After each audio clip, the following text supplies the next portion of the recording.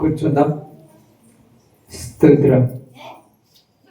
అందరము దేవుని మాటలను వినుట కొరకు జాగ్రత్తగా కొంత సమయం కొంత సమయము దేవుని మాటలు వినుట కొరకు సిద్ధపడదాం. సమయానుకూలతను బట్టి బైబిల్ గ్రంథంలో నుంచి యెహోషువ గ్రంథము 4వ అధ్యాయము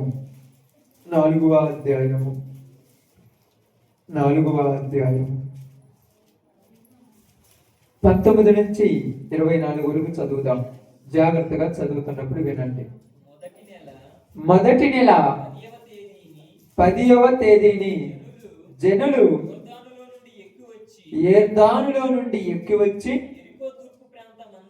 యెరికో తూర్పు ప్రాంతమందలి గిల్గాలులో దిగగా వారు యొర్దానులో నుండి తెచ్చిన 12 రాళ్లను యెహోషువ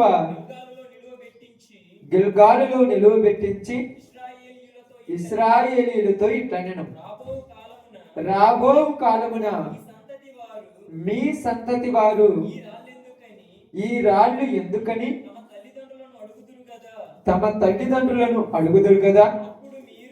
అప్పుడు మీరు ఇశ్రాయేలీయులు ఆరిన నేల మీద ఈ యొర్దానును దాటిరి.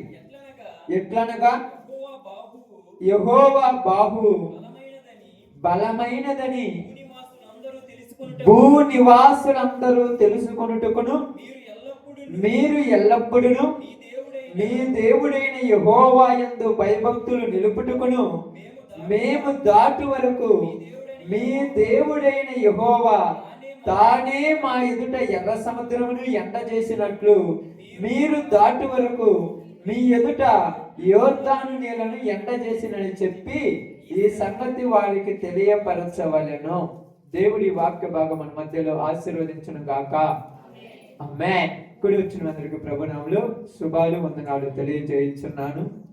పరిశుద్ధ గ్రంథంలో మనం చదవబడినటువంటి సందర్భము చాలా ప్రాముఖ్యమైనటువంటి సందర్భముగా ఈరోజు మన పాఠ్య భాగం కొరకై సిద్ధపరిచినటువంటి సందర్భం. ఎందుకంటే ఇశ్రాయేలు ప్రజలు ఎర్ర సముద్రము దాటిన తర్వాత ఏంటిదమ్మా? ఎర్ర సముద్రము దాటిన తర్వాత యొర్దాను దాటిన తర్వాత ఈ మధ్యలో ఒక గొప్ప కార్యం ఉన్నది. ఆ గొప్ప కార్యం గురించే మనం ఈరోజు ఈ 2 వారాల నుంచి చెప్పుకుంటూ వస్తున్నాం. ఈ మధ్యలో ఉన్న గొప్ప కార్యం ఏమిటంటే మీరందరూ బాగా ఆలోచించినప్పుడు, చాలా జాగ్రత్తగా గమనించినప్పుడు యెహోషువ గ్రంథము 5వ అధ్యాయము 12వ వచనాన్ని ఒక్కసారి చదవండి అమ్మా. ఒకరు చదవని మిగతా వాళ్ళు వినండి. మరునాడు వారు ఈ దేశపు పంటను తినుచుండగా మన్నా ఆగిపోయెను. చాలు. అంటే ఎర్ర సముద్రము దాటినది మొదలుకొని యొర్దాను దాటేంత వరకు వాళ్ళు ఏం చేశారు? మన్నా తిన్నారు. అది ప్రాముఖ్యమైన విషయం. ఇక రెండోది, ఎర్ర సముద్రము దాటినది మొదలుకొని యొర్దాను దాటేంత వరకు వాళ్ళను నడిపించినది ఎవరు?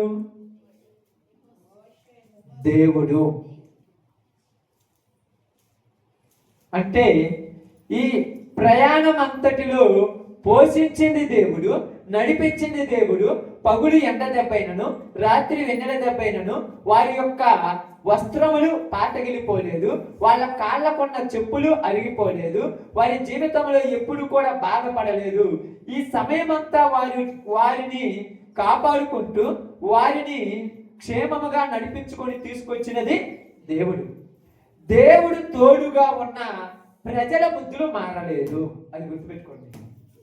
దేవుడు ఎలాగ తోడుగా ఉన్నారు, దేవుడు ఎలాగ పోషిస్తున్నాడు, దేవుడు వీళ్ళను ఆశీర్వదిస్తున్నాడు, దేవుడు ఎలాగ సంపదను అనుగ్రహిస్తున్నాడు, దేవుడు ఎలాగ ఏ ఇబ్బంది కలిగించడం లేదు, దేవుడు ఎలాగ ఏ తెగులు రప్పించలేదు, దేవుడు ఎలాగ ఎలాంటి సమస్యలు రప్పించలేదు. అయినా ఇలా బుద్ధులు మారడం. తెగులు ఎందుకు వచ్చింది? మా తెగులు ఎందుకు వచ్చింది? మధ్యలో తెగులు వచ్చిందా రాలేదా? దేనికి వచ్చింది తెగులు? దేనికి వచ్చింది? అదే కారణం. దేనికి వచ్చింది తెగులు? వాళ్ళ దేవతలను పూజించి వాళ్ళు వ్యభిచారం చేయటం వల్ల తెగులు వచ్చింది. అది గుర్తుపెట్టుకోండి. ఇక రెండోది బాగా గమనించి ఆలోచించండి. వాళ్ళు సనిగి గొనిగి లేనిపోనివన్నీ జరిగించడం వలన వాళ్ళల్లో తాపకరమైన సర్పములు వచ్చి చాలా మందిని చంపేశారు. అక్కడ కొంతమంది చచ్చిపోయారు. కారణం ఏంటంటే ఎంత బాగున్నా కూడా ఇంకా గొనిగే బుద్ధి బాగా. దేవుడు ఎంత మంచి చేస్తున్నా ఇంకా గొనుగుతూనే ఉన్నారు. అప్పుడు దేవుడు ఏం పంపించాడంటే, సంఖ్యాకాండం 20 తర్వాత చదువుకోండి, మీకు ఆయన చెప్పలేదు. తాపకరమైన సర్పాన్ని పంపించి కనిపించేశారు గొనుగుని వాళ్ళందరూ. అవి కరవగా మిగతా వాళ్ళు చచ్చారు. చచ్చిన వాళ్ళందరూ కూడా గొప్పల కుప్పలకి అక్కడే పడ్డారు. మరలా మనం ఇంకా వెనుకపోయినప్పుడు అక్కడ వాళ్ళని దేవుడు నడిపిస్తున్నాడు, దేవుడు వాళ్ళని కాపాడుతున్నాడు, దేవుడు వాళ్ళకి క్షేమం అనుగ్రహిస్తున్నారు. అయినా బొమ్మను చేసుకొని పూజలు చేయటం ప్రారంభించారు. అక్కడ చంపేశారు. అంటే ఎర్ర సముద్రం దాటినప్పటి నుంచి యోర్దాను దాటేంత వరకు మధ్యలో కాపాడుతుంది ఎవరమ్మా? దేవుడు. వాళ్ళను భుజింపజేసింది ఏంటిది? మన్నా.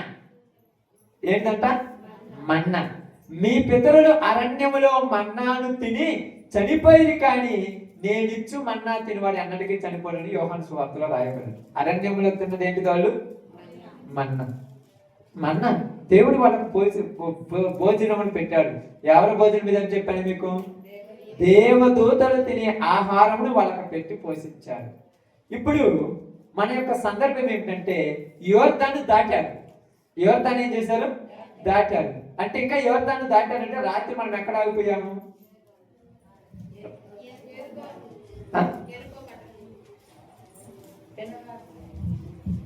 ఎరుకోకు రాలేక, ఎరుకో యోర్దాను తర్వాత ఇక చాలా దూరం ఉంది.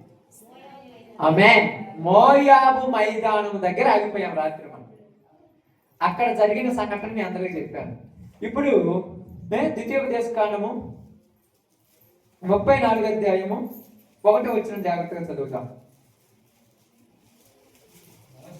మోషే మోయాబు మైదానము నుండి, ఇప్పుడు మోయాబు మైదానం నుండి ఎరుకో ఎదుటనున్నటువంటి పిస్కా కొండ వరకు పోయి నెబో శిఖరమునకు ఎక్కాను. అక్కడ మోసే ఏమయ్యాడంటే చనిపోయాడు. పిస్కా కొండ మీద మోసే చనిపోయాడు. మోయాబు మైదానములో జనములు చేసినటువంటి పాపముల వల్ల దేవుడు తెగులు పంపించాడు. ఈ తెగులు వల్ల ఎంతమంది చచ్చిపోయారని చెప్పుకున్నా? 24,000 మంది చచ్చిపోయారు. 24,000 మంది చనిపోయిన తర్వాత ఇంకా కొంచెం దూరం వచ్చిన తర్వాత ఒక్కొక్కరు చచ్చిపోతున్నారు. ఎవరు బ్రతకలా, ఒక్కొక్కరు చచ్చిపోతున్నారు. ఎందుకంటే ఇక్కడ సంఖ్యాకాండములో బాగా గమనించి ఆలోచించండి. 20వ అధ్యాయం 12వ వచనం ఒక మాట చదువుదాం. 20వ అధ్యాయం 12వ వచనం సంఖ్యాకాండంలో జరిగినటువంటి అప్పుడు యెహోవా మోషే అహరోనులతో, మీరు ఇశ్రాయేలీయుల కన్నుల ఎదుట నా పరిశుద్ధతను సన్మానించున్నట్లు నన్ను నమ్మకపోతే కనుక ఈ సమాజము నేను వారికి ఇచ్చిన దేశంలోనికి మీరు తోడుకొని పోరని చెప్పాను.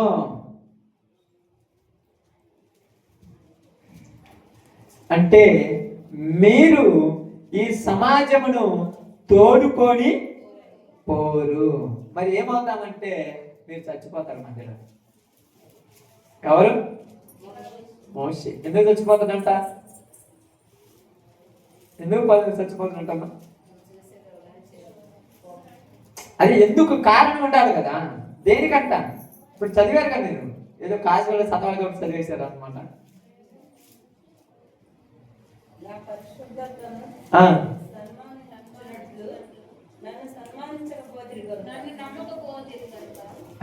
మళ్ళీ చదువు ఒకసారి, బాగా నిదానం చదవనమ్మా.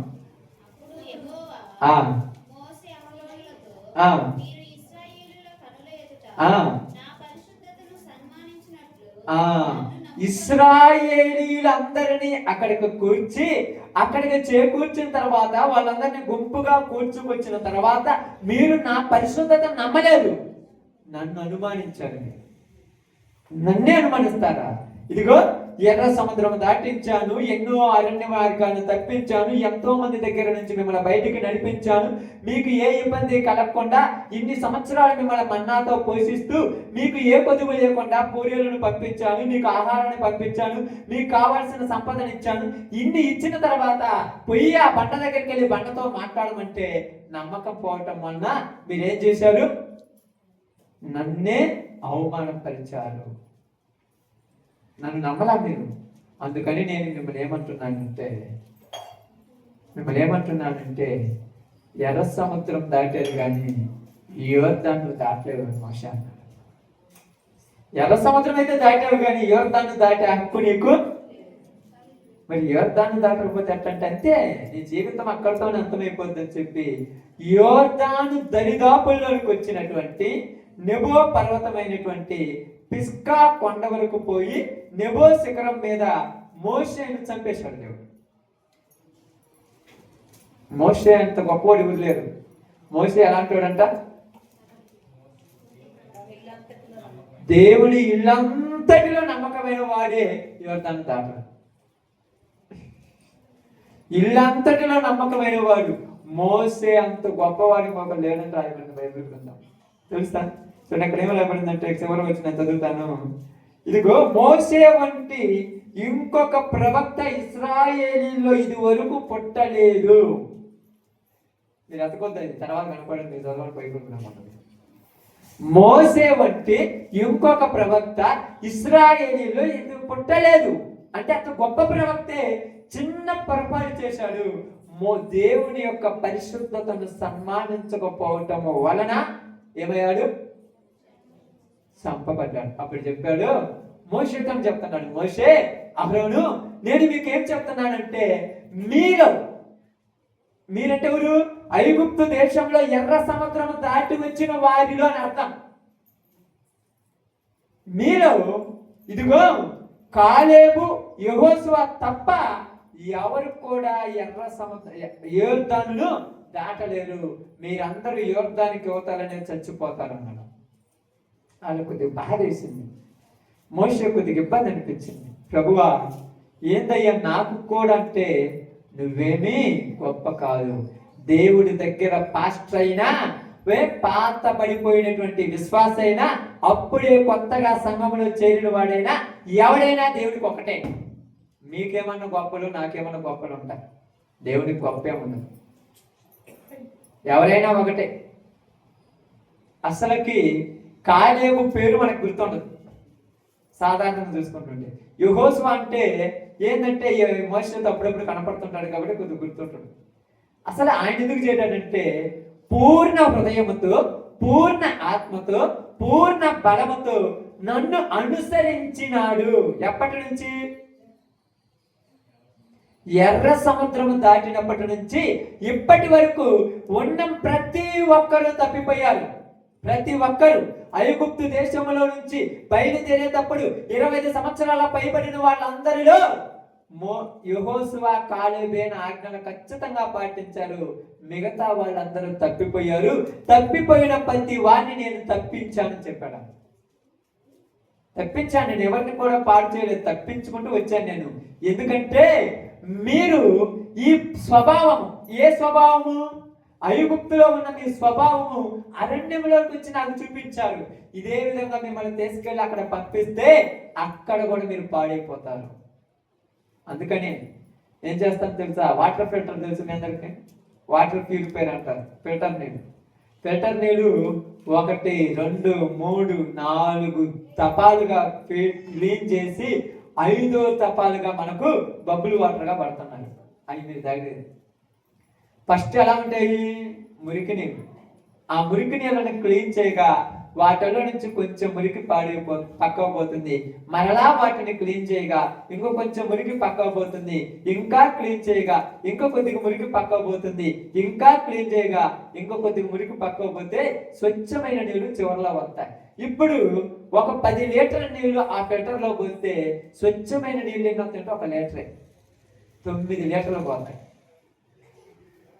ఇంతకుముందు మన ప్రాంతంలో ఇక్కడ నీళ్ళ వాటర్ వెళ్ళినప్పుడు వేస్ట్ నీళ్ళకు ఒక పైప్ వేసి ఉంచుతారు పక్కకి, వాటితో ఒక ఎకరా పొల మీద అడుపుకోవచ్చు.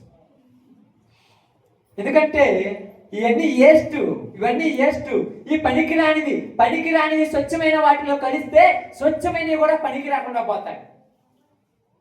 పనికిరాని దాన్ని ప్రతి దాన్ని మధ్యలోనే ఆపేసి స్వచ్ఛమైన వాటిని యోర్దాను దాటిస్తున్నాడు ఇక్కడ. ఇప్పుడు మనం ఆలోచిద్దాం, గమనిద్దాము. ఇప్పుడు వీళ్ళందరూ కూడా యోర్దాను దరిదాపులోనికి వచ్చినారు. దరిదాపులోనికి వచ్చినటువంటి వీళ్ళందరి గురించి మనం ఆలోచించి గమనిస్తే అక్కడ చెప్పినటువంటి ఒక విషయాన్ని మీకు అందరికీ జాగ్రత్తగా చూద్దాం. ఇక్కడ వీళ్ళు వేగుల వారిని పంపించాలి, ఇవన్నీ మనకు అవసరం లేదు. ఇప్పుడు నేను మీకు అసలు విషయం చెప్పి నేను ముగిస్తాను. ఇప్పుడు చూద్దాం 3వ అధ్యాయం, యెహోషువ గ్రంథం 3వ అధ్యాయం.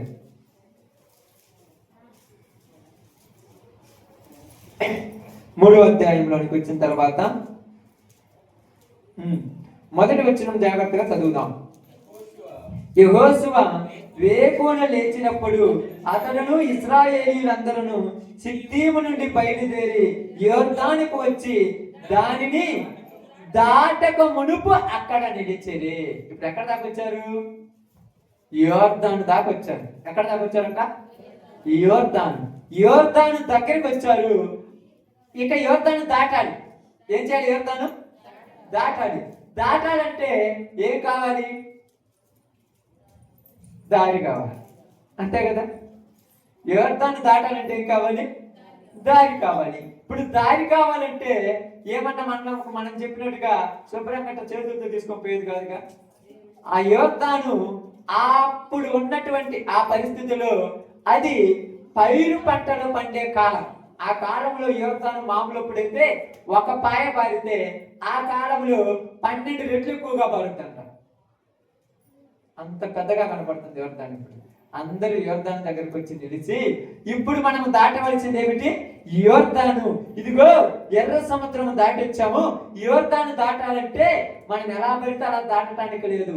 యోర్దాను దగ్గరికి వచ్చిన తర్వాత ప్రజలందరినీ గుమికూర్చి వాళ్ళతో ఏమని మాట్లాడుతున్నారు చూడండి. 3 దినములైన తర్వాత నాయకులు పాలములో తిరుగుచు జనులకు ఇలా ఆజ్ఞాపించండి. బాగానండమ్మా, మీరు మీ దేవుడైన యెహోవా నిబంధన మందసమును యాజకులైన లేవీలు మోసుకొని పోవుట చూచినప్పుడు మీరున్న స్థలములో నుండి బయలుదేరి దాని వెంబడి వెళ్ళవలను. మీకును దానికి దాదాపు 2000 కొలమూరల ఎడముండవలను. మీరు వెళ్ళు త్రోవ మీరింతకు ముందు వెళ్ళినది కాదు. మీరు దానిని గుర్తుపట్టవలను కనుక ఆ మందసమునకు సమీపముగా మీరు నడవరాదు. బాగా ఇక్కడ, మరియు మీరు రేపు యెహోవా మీ మధ్య అద్భుత కార్యములను చేయును కనుక మిమ్మును మీరు పరిశుద్ధ పరుచుకొనుడని జనులకు ఆజ్ఞాపించెను.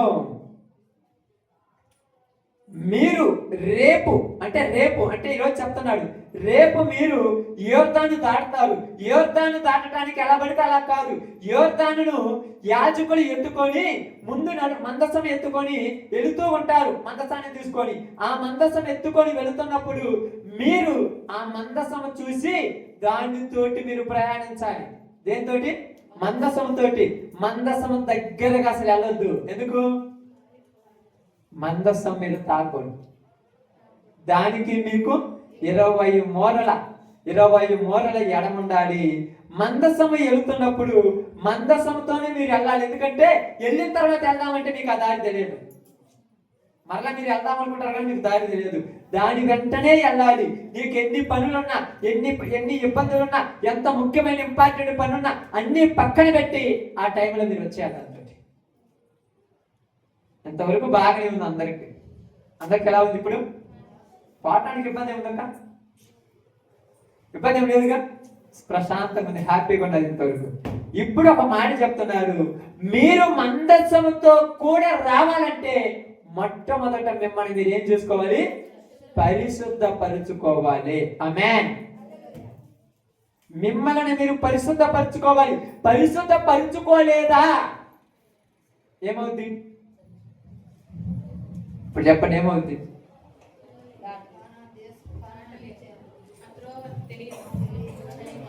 ఇప్పుడు అందరూ వెళ్ళిపోతున్నారు కదా, ద్రోవ తెలియదు. నేను ఆయన అవుతాను. ద్రోవ తెలియకపోవడం ఏముంది? పరిశుద్ధ పరుచుకోకపోతే ఏమవుద్ది? అర్థమైపోతుంది. ఇప్పుడు చెప్పాలి, పరిశుద్ధ పరుచుకోకపోతే చనిపోతాడా?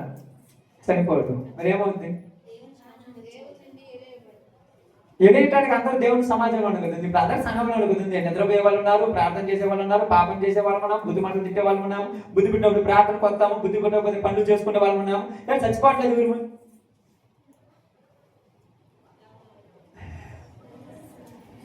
ఏదో ఒకటి సంథింగ్ జరగాలి కదా, ఏమి లేకపోతే ఎలా ఉండాలి? మోసే లేడు ఇక్కడ. మోసే అయిపోయింది, మోసే కాలం అయిపోయింది. యెహోషువకు అప్పచెప్పాడు, అయ్యా నేను మోయలేనంటే మోసేకు తోడున్నట్టుగా నేను నీకు ఉంటాను, నేను నడిపిస్తాను, వెళ్ళిపోమన్నాడు. ఇక్కడ ఏం లేదు. ఇక్కడ పరిశుద్ధ పరుచుకోకపోతే ఏమవుద్ది?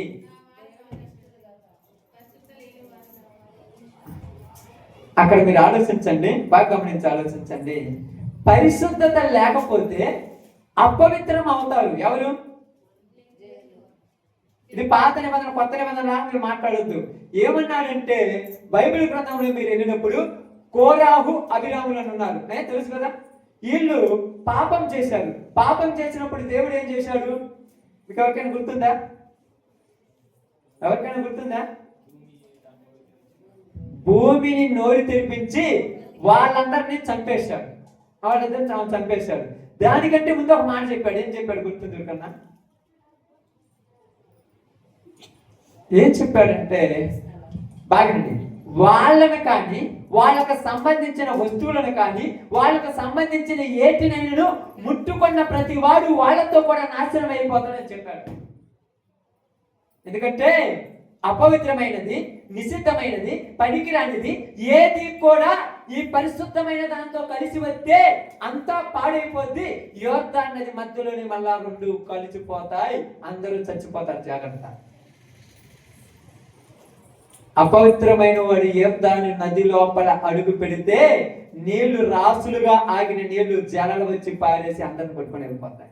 అందుకని అపవిత్రమైన వాడు ఎవడు కూడా మందస్తముతోటి రాకూడదు. అందువల్ల మీరు ఏం చేసుకోవాలి? పరిశుద్ధపరచుకోవాలి. ఇప్పుడు పరిశుద్ధపరచుకుంటారా లేదా? ఎందుకని? ఇంకా మనకు కూడా పరలోకం పోవాలండి. పరిశుద్ధపరచుకుంటున్నామా లేదా? లేదు కదా. ఈరోజు ఎట్లా ఉంటాం, మళ్ళీ ఎలా రేపు అదే పరిస్థితి. మరి వాళ్ళు ఎందుకు పరిశుద్ధపరచుకుంటున్నారు, మనం ఎందుకు పరచుకోము? ఏదమ్మా? వాళ్లకు మనకు తేడా ఏంటంటే, వాళ్ళు పాపం చేస్తున్న అక్కడే నరికేశాడు. కానీ ఇప్పుడు మనం నరికేట, అది మనకు ఉన్నటువంటి పెద్ద పాపులేషన్. అందుకే ఏదన్నా రే ఆనాడు అదిగో మోయాబు అరణ్యంలో తప్పు చేసిన వాళ్ళని ఎట్ట కత్తులతో నరికాడు, రేపు మనల్ని కూడా నరుగుతాడు. ఇప్పుడే నరుగుతాడు, రేపు దాకా కూడా ఉండదు, ఇప్పుడే నరికేస్తాడు. అదిగో అక్కడ ఎక్కడైతే ఆ మందసం దగ్గర అపవిత్రమైన చేశామో అక్కడ ఎట్లా మనం తగలబెట్టాడు, ఇప్పుడు కూడా మనం తగలబెడతాడు. ఇదిగో మన నాయకుడైనటువంటి, మన ముందున్నటువంటి, మన పెద్ద అయినటువంటి మోసే తప్పు చేస్తేనే మోసేనే చంపేశాడు. మనమెంతని ఒక్కొక్కడికి ఇది అక్కడ ఉన్నారు, కానీ ఇక్కడ ఉన్న వాళ్ళకి అసలు లెక్కలేదు. అక్కడ ఏమన్నారు చూడండి, అక్కడ చదివిన మాట చూసినప్పుడు నేను చదువుకుంటున్నాను కిందకి రాను కొద్దిగా. మరియు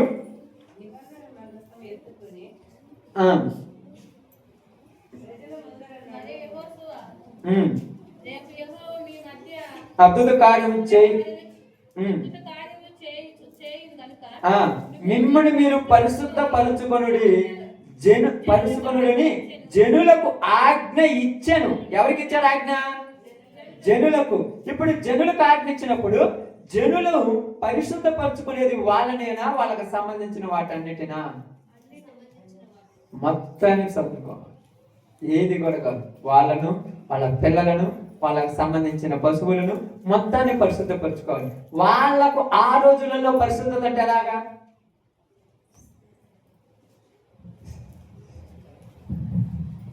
ఆలోచించాలి. ఆ రోజులలో వాళ్ళకు పరిశుద్ధత ఎలాగా? సేనాయి అరణ్యం మీదకి, సేనాయి పర్వతం మీదకి దేవుడు రేపు ఏం చేయబోతున్నాడు కనుక మీరందరూ కూడా ఏం చేయాలి?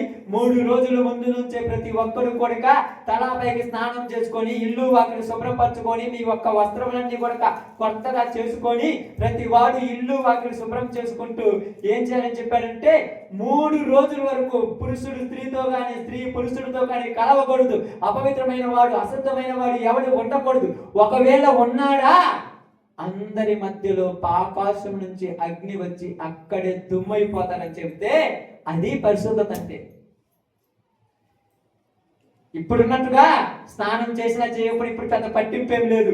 ఇప్పుడు మంచి వస్త్రాలు వేసుకోకపోతే పెద్ద పట్టింపు లేదు. అప్పుడు ప్రతిదీ పట్టించుకునేటువంటి దేవుడు, ప్రతి దాన్ని అణువణువు పట్టించి ప్రతి దానిని, ప్రతి విషయమైన దాన్ని లెక్కలనికి తీసుకొని వచ్చే దేవుడు అప్పుడు. అందుకేం చేసేది తెలుసా? ప్రతి ఒక్కరూ తలాపైకి స్నానం చేయాలి, వస్త్రములన్నీ ఉతుక్కోవాలి. ఇంట్లో ఉన్నటువంటి మీరు క్రిస్మస్ ముందు, నేను జనవరి ముందు కడుగుతుంటారు చూడు, అలాగా పాత్రలన్నీ ఏది కడగకుండా ఉండకూడదు. ప్రతిదీ కడిగేయాలి, ప్రతి దాన్ని కడగాలి. మూలనున్న దాన్ని కానీ మీరు అప్పుడప్పుడు అంట్లు చేస్తుంటారు చూడు, అంటూ అంటారు కదా, తెలుసు కదా. కర్మ, ఈ కర్మ చేసేటప్పుడు ఇంట్లో ఉన్నటువంటి మొత్తం కొట్ట, పాత కొట్ట మొత్తం ఉతికేసుకొని ఆరేసుకుంటారు చూడు. దేనికంటే పాత నిబంధనలో, కొత్త నిబంధన మీకు అవసరం లేదు. కానీ మీకు ఆ దరిద్ర బుద్ధి ఇంకా చావలేదు కనుక చాలా మంది అర్థం ఆ రోజు మంచాలు ఉతుకుతారు, ఈ ఉతుకుతారు, ఇది ఉతుకుతారు, లోపల ఉన్న పవిత్రత మాత్రం అక్కడికి ఉండదు. అప్పుడు ఉతుక్కోమన్నాడు దేవుడు. అప్పుడు చెప్పాడు పశువులను కడగాలి, పశువులను కూడా కడగాలి. ఇంట్లో ఉన్నటువంటి వస్తువులు, బండ్లు, గుర్రములు, గాడిదలు, రథములు, ప్రతి దాన్ని కడిగేయాలి. ఏది కూడా కడగనది ఉంటే పొడ అనేది ఉండకూడదు. వాటికి ప్రతి దాన్ని ఆ రోజు కడిగి శుభ్రం ఉంచాలి. ఈరోజు మనం అప్పుడు పండగ వస్తుంది, ఎప్పుడు అంట్లు కొనుక్కుందాం, అంట్లే కడుగుతున్నావు, నీ అంట్లు కడుక్కోవు. అందుకని యేసుప్రభు చెప్పారు, ఏమన్నారు తెలుసా? ఇదిగో శాస్త్రులు పరిచయులారా, మీరు ధర్మశాస్త్రమును పాటించుతున్నారు కానీ పరిశుద్ధతను పాటించటం లేదని చెప్పాడు. ఎలాగంట? గిన్నె పల్లెము బయట కడుగుతున్నారు కానీ లోపల కడగటం లేదని చెప్పారు. ఇప్పుడు అదే చాలా మందికి అదే వచ్చింది. మిమ్మల్ని మీరేం చేసుకోవాలి?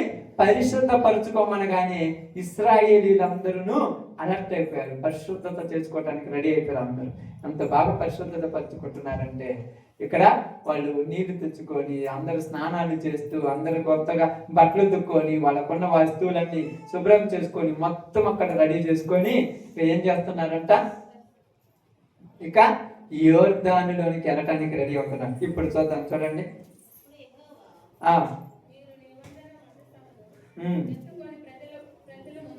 ప్రజల ముందర నడువుడని యాజకులకు అతడు సెలవీయగా వారు నిబంధన మందసమును ఎత్తుకొని ప్రజల ముందర నడిచిరి.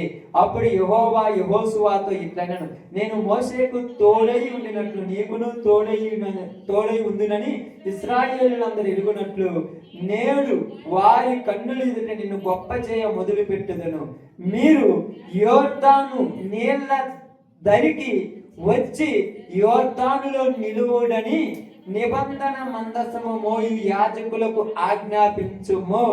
కాబట్టి యెహోషువ, మీరు ఇక్కడికి వచ్చి మీ దేవుడైన యెహోవా మాటలు వినుడని ఇశ్రాయేలీయులకు ఆజ్ఞాపించి వారితో ఇట్లనెను. ఇప్పుడు బాగానండి.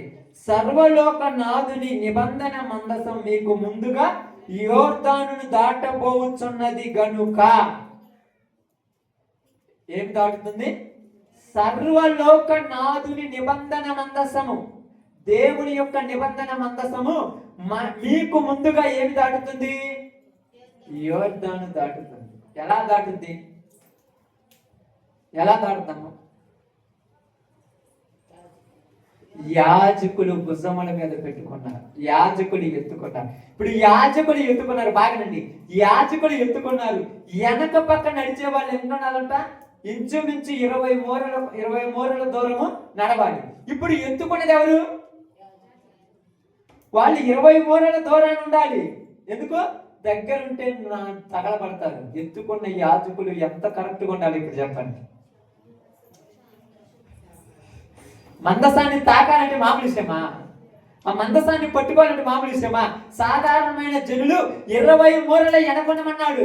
ఇదిగో మీరు దానికి దూరముగానే ఉండాలి, దగ్గరికి ఒక్కడు రాకూడదు. ఇప్పుడు యాజకుడు ఎలా ఉండాలి పట్టుకోవాలంటే? ఎంత భయంతో వణుకుతున్నారు తెలుసా వీళ్ళు. ప్రతి వాడు యాజకుడు ఏం చేస్తున్నాడంటే, బాగా గమనించి ఆలోచించండి, ప్రతి యాజకుడు ఏం చేస్తున్నాడంటే వాళ్ళు ప్రతి దినము, ప్రతి క్షణము, ప్రతి గడియ, ప్రతి నిమిషము వాళ్ళు పరిశుద్ధపరుచుకుంటున్నారు. తప్పుడు ఆలోచన మనస్సులోనికి వచ్చినా భయపడే ఆలోచన పక్కకు నెట్టేస్తున్నారు. మన భుజముల మీద ఉన్నదేమిటి? మందస్సం మన భుజముల మీద ఉంది. మనము ఏమాత్రం మందస్సము ఎత్తుకొని మనము వేరే వేరే ఆలోచనలో ఉంటే తగలబడతాం. అది భయం. తగలబడతాం. ఆస్తులు వస్తాయో రావో తర్వాత సంగతి, డబ్బులు వస్తాయో రాదో తర్వాత సంగతి, మీ పంట పొలాలు పండుతాయో పండవో తర్వాత సంగతి. అన్నిటికంటే ప్రాముఖ్యమైనది ఏమిటి? ప్రాణం. ఆ ప్రాణం కొద్ది జాగ్రత్త. ప్రాణం కూడా ఇబ్బంది కదా అమ్మా? ప్రాణం కూడా ఇబ్బంది కదా. ఇప్పుడు భయం లేకుండా ఉన్నారంటే ప్రాణం కూడా ఇబ్బంది లేదనే కదా. జనాలకు భయం ఉందా? అస్సలు లేదు.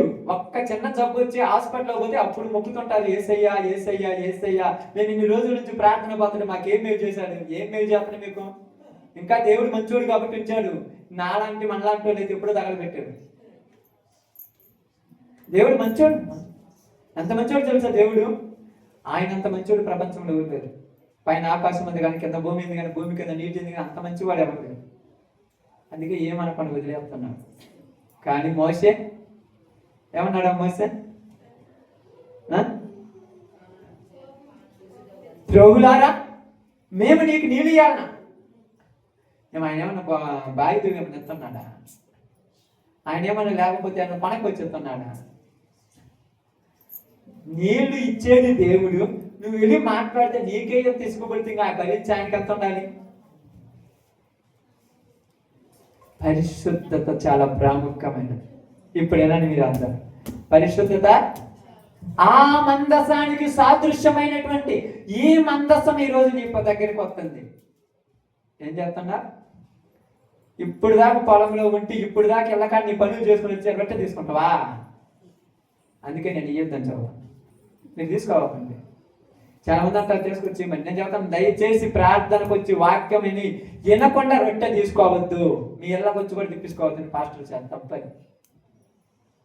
అధ్యనంత మాత్రాన్ని ఏమి కాదు, పరిశుద్ధత ఉండాలి. మందసానికి సాదృశ్యమైనది. మందసంలో ఏమన్నదంట? 10 ఆజ్ఞలు కలిగిన పలకలు, మన్నా, అంతేనా?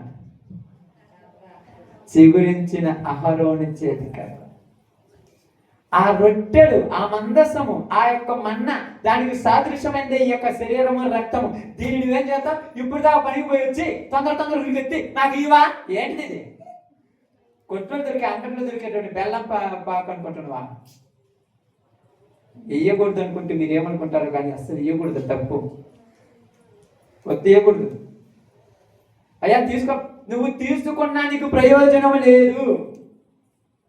వాక్యం వినకుండా ప్రార్థన మందిరంలో ప్రారంభం శర సముద్రం దాటినట్టుగా ప్రారంభ ప్రార్థన నుంచి ముగింపు ప్రార్థన దాకా లేకుండా మధ్యలో బుద్ధి పుట్టినప్పుడు వచ్చి ఒక అరగంటతో నిద్రపోయి లేచి అది తీసుకోవద్దు అని బతిమలాడి చెప్తున్నాను మీకు. అది తీసుకోవద్దు, నిద్రపోయినా తీసుకోకండి. ఏం ముఖ్యం ఏం లేదు, అది తినకపోతే ఏం పంపను మనం. మీరు అనొచ్చు, అయ్యా బాప్తిసం తీసుకున్నాను కదంటే అందరు ఎర్ర సముద్రం దాటిన వాళ్ళే, దాటిన వాళ్ళు రన్నురా. దాని పరిశుద్ధత తెలియాలి, దాని విలువ తెలియాలి. మందస్థాన్ని పట్టుకోవాలంటే నీలో భయం ఉండాలి. మందస్థాన్ని తాకాలంటే నీకు అర్హత ఉండాలి. ఎలాంటి తోడు పెడితే అలాంటి తోడు మందస్థాన్ని తాకటానికి లేదు. అది గుర్తుపెట్టుకోండి జాగ్రత్తగా. ఎవరు పడితే వాడు తాకటానికి లేదు మందస్థాన్ని. అందుకని కొంతమందికి కొన్ని పనులు నియమించినప్పుడు బల్లా యొక్క పరిచర్య చేయడానికి ఈ అపోస్తుల కార్యంలో కొంతమందిని ప్రత్యేకంగా ప్రార్థన చేసి ఏర్పరిచారు. అది చేయటానికి రెడీ అయ్యావు. ఈరోజు ఆదివారం నేను వచ్చినామంటే నా జీవితంలో నాకు ఎలా అనిపించాలంటే, మందస్థానం దగ్గరికి నేను వెళ్తున్నానంటే కోపాలున్నా, పగలున్నా, ద్వేషాలున్నా, ఎలాంటివి ఉన్నా మొత్తం చంపేసుకొని వచ్చి ఇక్కడ నిలబడాలి, లేకపోతే ప్రార్థనకి రాకూడదు. నేను అంత వాల్యూ కలిగింది. విలువైన దాన్ని విలువలేని దాంతో కలిపితే ఏమవుద్ది? ఆమేన్. కొత్త బట్టకు పాత బట్ట మాసిక, కొత్త ద్రాక్ష రసం పాత తిత్తులలో మొత్తం పాడైపోద్ది. పనికి రాని వాడిని ఒక్కడు వచ్చి దాన్ని తాకిన మొత్తం అపవిత్రమైపోద్ది. అందుకని మీకు తెలుసో తెలియదు, పాత నిబంధన ప్రకారం ఈరోజు గర్భగుడిలోకి ఎవరిని పెడితే వాళ్ళని రానియరు. తెలుసా? మీరేమంటారు తెలుసా? అంటూ ముట్టు కలిగిన కనీసం గుడి దగ్గర కూడా రానియరు. తెలుసా?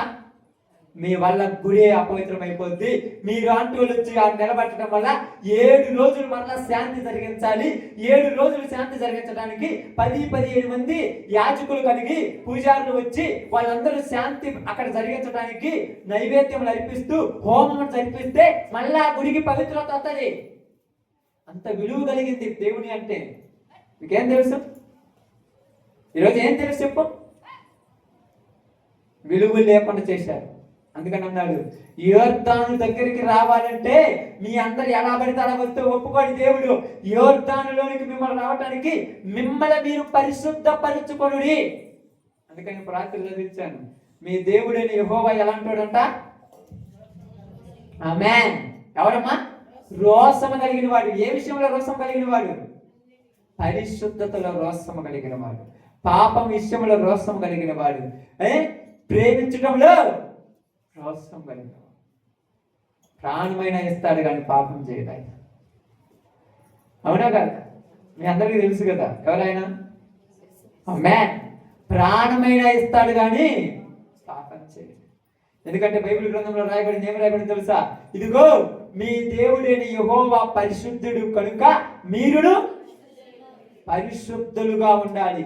ఎవడైనా నువ్వు పరిశుద్ధత లేకుండా ఆయన దగ్గరికి వస్తే వాడిని అక్కడే చంపేస్తాడు ఆయన. పాత నిబంధన చాలా ప్రాముఖ్యమైనది. అది లేకుండా కొత్త నిబంధన లేదు. మీకు తెలిసే తెలియదు. దాని వల్లే దీనికి విలువ వచ్చింది.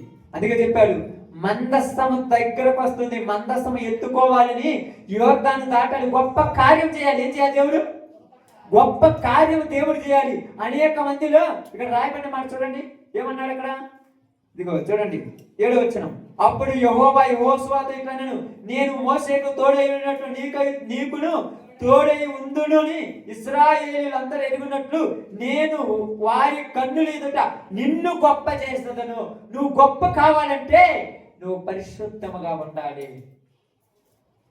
ఈరోజు నువ్వు గొప్పగా ఉండాలంటే నువ్వు పరిశుద్ధంగా ఉండాలి. నువ్వు అభివృద్ధి చెందాలంటే నువ్వు పరిశుద్ధంగా ఉండాలి. నీ కుటుంబం వృద్ధిలోనికి రావాలంటే నువ్వు పరిశుద్ధంగా ఉండాలి. నువ్వు అనుకున్నది జరగాలంటే నువ్వు పరిశుద్ధముగా ఉండాలి. ఈరోజు పరిశుద్ధత లేకుండా దేవుని దగ్గరికి వచ్చి మీరు ఎన్ని సంవత్సరాలు కూర్చొని పోయినా వేస్టే. పరిశుద్ధత చాలా ప్రాముఖ్యమైనది. అందుకని అన్నాడు, యోర్దానులోనికి ఏమి వెళుతున్నది? మందస్సం వెళుతున్నది. మందస్సం వెళుతున్నది. ఇప్పుడు యాజకులు మందస్సమును భుజముల మీద పెట్టుకొని యోర్దానులోనికి బయలుదేరుతున్నారు అని వర్తమానం వినగానే ఇళ్లలో ఉన్న వాళ్ళు గుడారాలలో ఉన్న వాళ్ళందరూ పరుగులు తీసుకొని బయటకు వచ్చారు. నువ్వు మాత్రం లెక్క లేకుండా ఇంట్లో కూర్చున్నావంటే నీకు పరిశుద్ధత ఉన్నట్ట, భయం ఉన్నట్ట?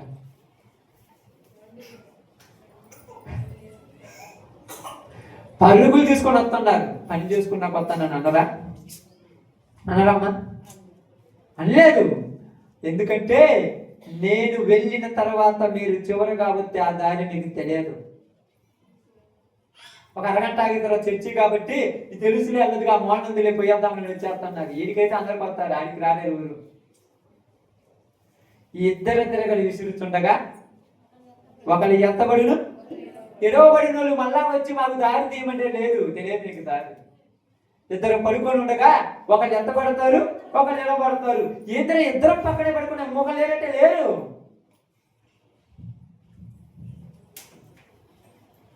అర్థం కాదు కల్చర్. అందుకే చాలాసార్లు చెప్తుంటాను, నేను మీ అందరికి 100 సార్లు చెప్తుంటాను, ఆదివారం వచ్చినప్పుడు అన్నం తిన్నా పర్వాలేదు కానీ అపవిత్రంగా మాత్రం మందిరానికి రావద్దని చెప్తాను. అన్నం తిన్నా పర్వాలేదు కానీ ఆలస్యంగా మాత్రం దేవుడి మందిరానికి రావద్దని మధ్యలో ఆడుతాను. ఎందుకంటే నా కోసం కాదు. ఎలా ఈరోజు మీరు పని బాటలు మానుకుంది మందిరం కోసమే కదా. మీ పనులు చేసుకుంటే పని చేసుకోండి, ప్రార్థనకు రావద్దు అసలు. ఆ రోజు ఏదో 12 గంటలకు 1:30కు వచ్చి పాస్టర్ గారు నాకు ఆరాధన వేయలేదంటే రేపు టాళం చెయ్యని అంతే. మీరు టైంలో రెడీగా ఉంటేనే వస్తుంది దేవుని మందసం మీ గారికి. తర్వాత నేను అయిపోయిన తర్వాత, ప్రార్థన అయిపోయిన తర్వాత అక్కడ మిగులుద్ది, వచ్చి మీరే తీసుకొని పోండి. మిమ్మల్ని ఎవరేమన్నారు తీసుకొని పోండి, తప్పేం లేదు. మీకు కావాల్సిన కాదు తినండి. ఎవరన్నా అర్థం నువ్వు కదా ఇవ్వాల్సింది, నేను ఈయనని చెప్తున్నా కదా. మీరు తినండి, తప్పేం లేదుగా. నేను ఇచ్చినదే మీరు ఇచ్చినదే కదా. అదే తినండి, పెడతాను శుభ్రంగా. వచ్చి తుంచుకొని వేసేయని వందనాలని చెప్పండి, తాగండి, వెళ్ళిపోండి హ్యాపీగా. ఎవరైనా పడతారా? మందస్సం విలువ తెలియని వారికి మందస్సం ఇవ్వటం కూడా కరెక్ట్ కాదు. విలువ తెలియాలి. అందుకని చాలాసార్లు మీకు అప్పుడప్పుడు మీరు యూట్యూబ్ బాగా చూస్తుంటారు కదా, సెల్ ఫోన్లో ఉన్నోళ్ళు లేని వాళ్ళ గురించి చెప్పట్లేదు. పాప మాకు ఆ పని చేయను ఇల్లు తప్పితే ఏం తెలియదు కదా. ఆ సెల్ ఫోన్ ఉన్నోళ్ళు ఆ పని కాడ యూట్యూబే, ఇంటికాడ యూట్యూబే, ఇలా మొఖాలకు ఎప్పుడు బైబిల్ చదివి సావరు. ఆ సెల్లుతోని పొద్దుగుకులు. నేను అనుకుంటాను పరలోకం కూడా సెల్లు తీసుకుపోతారు. అవునక్క, మరి అప్పుడప్పుడు ఆడతారు కదా. మీకు తెలుసా తెలియదా? చనిపోయినప్పుడు, మనుషులు చనిపోయినప్పుడు పొగాకు ముద్దు, సారా చేసా బాగా ఇష్టం మా వాళ్ళకని ఆ యాత్ర కదా. ఈ సెల్లు కూడా వేసే యాత్ర ఏమో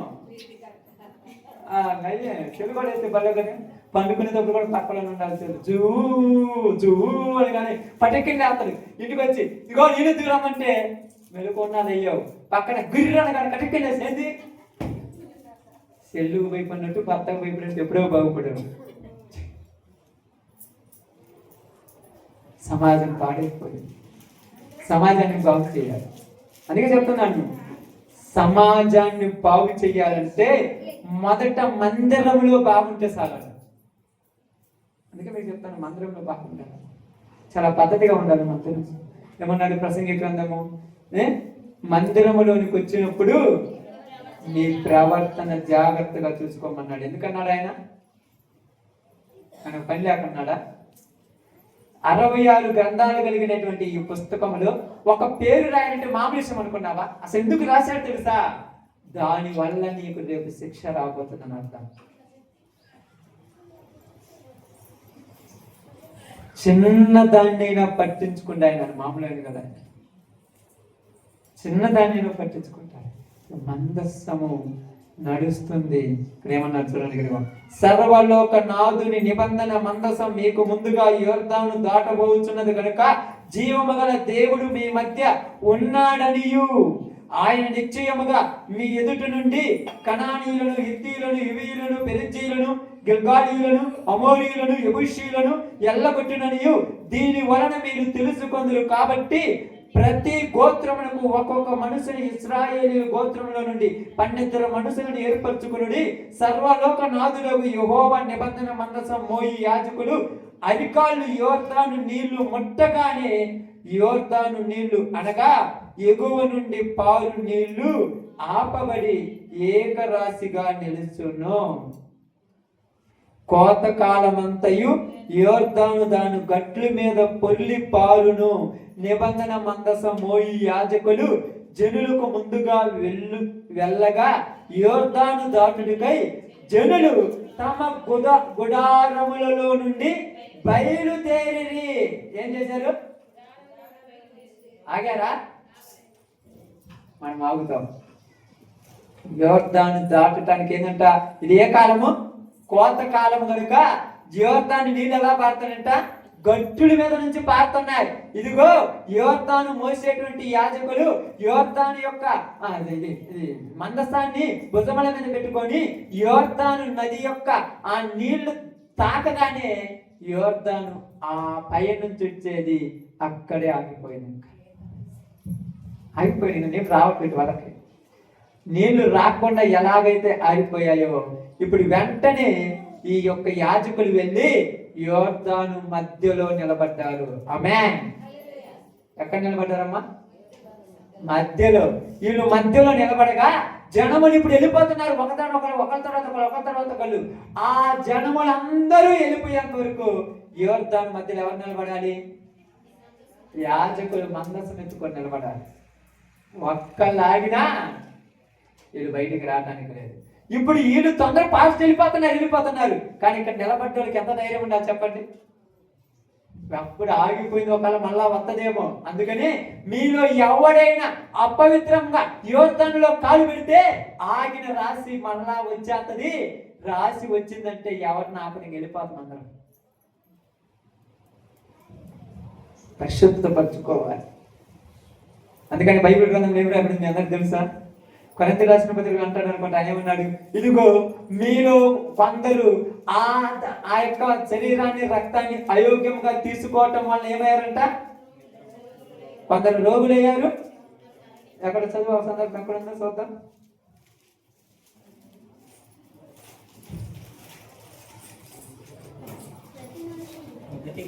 మొదటి కొరింథీ 11:29 అంటే చూడండి అమ్మా. ప్రభు శరీరమని వివేచింపక తిని త్రాగువాడు. దేనికోసం తిని తాగుతున్నారట? దెబ్బ చెట్టానికి. దేనికోసం తిని తాగుతారట? ఏంటయ్యా ప్రార్థన పోతున్నా, నాకు రోగాలు తగ్గట్లేదు, నీకు రోగాల కోసమే వచ్చి తింటున్నావు. ఎందువలననే మీలో అనేకులు బలహీనులు, రోగులను చాలా మంది చచ్చిపోయారు. బలహీన ఎప్పటికీ సాగదు ఈ రోగం. ఎప్పుడు చూసినా రోగం. ఎందుకంటే నీకు రోగం? అయోగ్యంగా పాత్రలు చేస్తున్నాము, జాగ్రత్త తీసుకుంటాండి. అపవిత్రంగా వచ్చి పాత్రలు తీసుకుంటున్నాము, జాగ్రత్త. బలహీనలు అయిపోతారు, జాగ్రత్త. ఎప్పుడు చూసినా మంచం మీద నీ బతుకంతా. ఏ రోజన్నా బాగున్నావా? ఎప్పుడూ బాగలేదు. ఇదివరకు బాగలేదు కాదు, ఇప్పుడు నువ్వు పాత్రలో చేసిన తర్వాత నువ్వు బలంగా నిలబడాలి. మరి నీకేది బలంగా రాలేదు? కొందరు ఏమయ్యారంట? బలహీనలు అయిపోయారంట. బుద్ధి పుట్టినప్పుడు వస్తుంటారు, పోతుంటారు. ఏంటంటే ఏడిపోతే ప్రార్థన అయిపోయిన ఒకటే, పాపం ఒకటే. బలహీనతలు వచ్చాయి. కొంతమంది నిద్రపోతున్నారు, చచ్చిపోయారు. ఏందమ్మా మానుకోవచ్చు కదంటే, అది మానుకోకుండా లేకపోతున్నాయా, అందుకే నీకున్న జబ్బు పోదు. అప్పుడెప్పుడు వస్తారు, ఏందయ్యా ఎందుకు గుండెలో నొప్పి ఉందయ్యా, నన్ను ఏం చేయమంటావు? ప్రార్థన చేస్తా పాదు. వద్దా? నేను చెప్తాను పాదు. పాస్టర్ ఏదో అట్లా పాదు. నువ్వు చేస్తున్న తప్పుడు ఏదుందో, నీలో ఉన్న అపవిత్రత ఏదుందో, నీలో ఉన్న అశుభ్రమైనది ఏదుందో, దాన్ని కడిగేసుకొని వచ్చి దీన్ని తీసుకొని ప్రార్థన చేసుకుని నీ రోగం పోతుంటే. నా వల్ల కావట్లేదు టీవీ సీరియల్ మానుకోవడం. టీవీ సీరియల్ మానుకోవటం నీ వల్ల కావటం లేదు. మరి రొట్టె తీసుకుంటున్నావు, నీకు వచ్చిన ఇబ్బందులు, కుటుంబంలో కష్టాలే. ఏ రోజన్నా సంతోషంగా ఉంటారు కుటుంబాలలో? మీరు ఏం చేయమంటారు? ఆ సీరియల్ మానుకొని పాత్రలు చేయి, బాగుపడతాం. ఆ బూతు మాటలు, అబద్ధాలు అనుకొని పాత్రలు చేయి, బాగుపడతారు. ఆ పొగాకు, ఆకొక్కలు అనుకొని ఆ పాత్రలు చేయండి, బాగుపడతారు. ఆ పాత్రకు వచ్చినప్పుడు వాక్యం వినేటప్పుడు నిద్ర మానుకొని ఆ పాత్రలు చేయండి, కుటుంబాన్ని బాగుపడి. మేము ఏడుంటాం అయి ఉండాలంటే ఆయన ఏమన్నా నువ్వే కాలికెత్తి ఏలికెత్తి, మరి ఆయన అంటాడు, ఆయన అంటాడు మామూలుగా. కొందరంతా కోపంతో వచ్చి ప్రార్థన కూర్చొని కోపంతోనే ఆ రొట్టె తిని పోదప్పా ఊరి తినమన్నారు. అంత పాపంతో రావాలి. ఇంకే ఊరి మీద కోపం ఊరి మీద చూపెట్టినట్టు కాదు, ఆ కోపం బయటలోనే విడిచిపెట్టి రావాలి. ఇది యోర్దాను. ఏకరాశిగా నీళ్లు ఆగిపోయి అనుకుంటున్నావేమో, ఆపినవాడు మరలా ఆమేన్, ఆపినవాడు మరలా రప్పించగలడు. ఆ నీళ్లు ఒక్కటిగా వస్తే ఆ నీళ్ళ దెబ్బకు నువ్వు యాడ్ నిలబడతాబడలేదు, అసలు ఉండవు. తెప్ప ఎప్పుడెప్పుడు మీరు నీళ్ళు వస్తాయి కదా, ఆ తెప్ప మీద చీమలు అవి దోమలు కాలిపోతాయి చూడు, అంతకంటే ఘోరంగా వెళ్ళిపోతావు. జాగ్రత్తగా. ఆ నీళ్ళు అనేటువంటి ఏంటి? ఆ నీళ్ళు అనేటువంటి ఏంటి తెలుసా? దేవుడు ఆపిన కష్టాలు, శోధనలు, బాధలు నీ దగ్గరకు రాకుండా ఆపి నిన్ను పరిశుద్ధంగా ఉంచి నీకు